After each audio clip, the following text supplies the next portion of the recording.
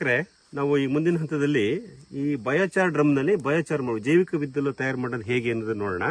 ನಾವಿಲ್ಲಿ ಗಮನಿಸಬಹುದು, ಇಲ್ಲಿ ನಾವು ಈ ತೆಂಗಿನಕಾಯಿ ಸಿಪ್ಪೆ ಮೊಟ್ಟೆ ಅಂತೀವಲ್ಲ, ಇದನ್ನ ಈಗ ನಾವು ಬಯೋಚಾರ್ ಮಾಡಿ ಉಪಯೋಗಿಸ್ತೀವಿ. ಉದಾಹರಣೆಗೆ ಇದನ್ನ ಈ ರೀತಿ ನಾವು ಇಲ್ಲಿ ಜೋಡಿಸ್ತಾ ಬರ್ತೀವಿ ಡ್ರಮ್ ಒಳಗಡೆ.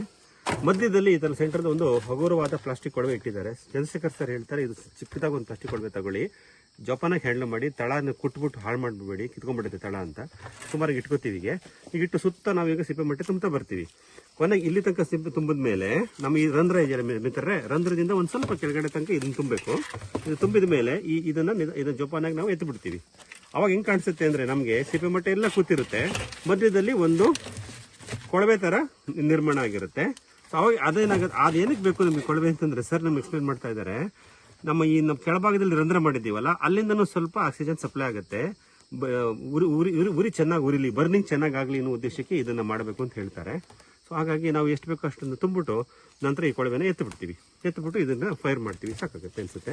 ಈಗ ನಾವೇನ್ ಮಾಡಿದೀವಿ, ಈಗ ಸಿಪ್ಪೆ ಮಟ್ಟೆಯಿಂದ ಜೈವಿಕ ಇದ್ದಿಲು ಬಯೋಚಾರ್ ತಯಾರು ಮಾಡುವಾಗ ಈ ರೀತಿ ಮಾಡ್ತೀವಿ. ನಮ್ಮ ಕೃಷಿ ಪ್ರದೇಶದಲ್ಲಿ ಬೇಕಾದಷ್ಟು ತ್ಯಾಜ್ಯಗಳು ಸಿಗುತ್ತಲ್ವಾ. ನೋಡಿ, ಉದಾಹರಣೆಗೆ ನಾವೆಲ್ಲ ಮುಸ್ಕಿನ ಜೋಳ ಬೆಳಿತೀವಿ ನಮ್ಮೂರುಗಳಲ್ಲಿ. ಇದು ಮುಸ್ಕಿನ ಜೋಳದ ದಿಂಡು ನೋಡಿ, ಇದಿದೆ, ಇದರಲ್ಲೂ ನಾವು ಬಯೋಚಾರ್ ಮಾಡಬಹುದು.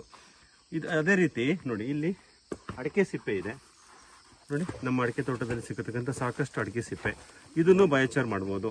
ಆಮೇಲೆ ನಮ್ಮ ತೋಟ ತೆಂಗಿನ ಹೆಡೆಮಟ್ಟೆಗಳು, ಅಲ್ಲಿ ಸಿಪ್ಪೆ ಮಟ್ಟೆ ಆಯಿತು, ಇದಕ್ಕೆ ಹೆಡೆಮಟ್ಟೆ ಅಂತ ಹೇಳ್ತೀವಿ ನೋಡಿ, ಹೆಡೆಮಟ್ಟೆಗಳಿದೆ ಈ ರೀತಿ. ಆಮೇಲೆ ಇಲ್ಲಿ ನಮ್ಮ ತೋಟದ ಬೇಲಿಗಳಿರ್ತಕ್ಕಂಥ ವೃಕ್ಷಗಳು, ಅಲ್ಲ ಕಡ್ದಂಥ ಕಡ್ಡಿಗಳು ನೋಡಿ, ಇವೆಲ್ಲ ಇರುತ್ತೆ. ಈ ತರ ನಮ್ಮ ತೋಟದಲ್ಲಿ ಸಾಕಷ್ಟು ಬಯೋಮಾಸ್ಗಳು ಸಿಗುತ್ತೆ. ಇದು ಒಂದು ಎಚ್ಚರಿಕೆ ಏನು ತಗೊಳ್ಳಿ ಮಿತ್ರರೇ ಅಂದ್ರೆ, ಈಗ ನೋಡಿ ನಾನು ಸಿಪ್ಪೆ ಮಟ್ಟೆ ಹಾಕಿದ್ದೀನಿ, ಇದ್ರ ಜೊತೆಗೆ ಈ ಕಡ್ಡಿನೂ ಹಾಕ್ಬಿಡ್ಲಾ, ಇದ್ರ ಜೊತೆಗೆ ಎಡೆಮಟ್ಟೆನೂ ಹಾಕ್ಲಾ, ಇದ್ರ ಜೊತೆಗೆ ಸಿಪ್ಪೆನೂ ಹಾಕ್ಲಾ, ಹಂಗೆ ಮಾಡಬೇಡಿ. ಯಾವಾಗಲೂ ಇದು ಒಂದೇ ತರದ ದ್ರವ್ಯವನ್ನ ಹಾಕೋಣ. ಈಗ ಸಿಪ್ಪೆ ಮಟ್ಟೆದ ಒಂಡ್ರ ಮಾಡ್ಕೊಂಡ್ಬಿಡೋಣ, ಆಮೇಲೆ ಇನ್ನೊಂಡ್ರ ಇದೆ ಇಲ್ಲಿ, ಅದರಲ್ಲಿ ನಾವು ಬೇಕಾದ್ರೆ ಈ ನಮ್ಮ ಕಡ್ಡಿಗಳು ಇದನ್ನೇ ತುಂಬಬೇಕು.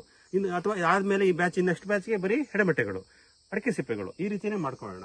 ಅಂದ್ರೆ ನಾವು ಈ ದ್ರವ್ಯಗಳೇನಿದೆ ಇದನ್ನ ನಾವು ಮಿಕ್ಸ್ ಮಾಡೋದು ಬೇಡ.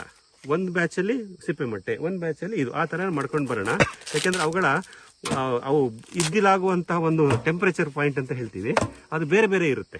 ಒಂದೊಂದು ವಸ್ತುಗೆ ಒಂದೊಂದು ತರ ಟೆಂಪರೇಚರ್ ಪಾಯಿಂಟ್ ಇರುತ್ತೆ, ಅಲ್ಲಿ ಮಾತ್ರ ಅವು ಇದ್ಲಾಗುತ್ತೆ.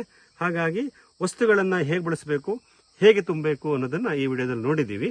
ಮುಂದಿನ ವಿಡಿಯೋದಲ್ಲಿ ಮುಂದಿನ ಹಂತವನ್ನ ಗಮನಿಸೋಣ. ನಮಸ್ಕಾರ.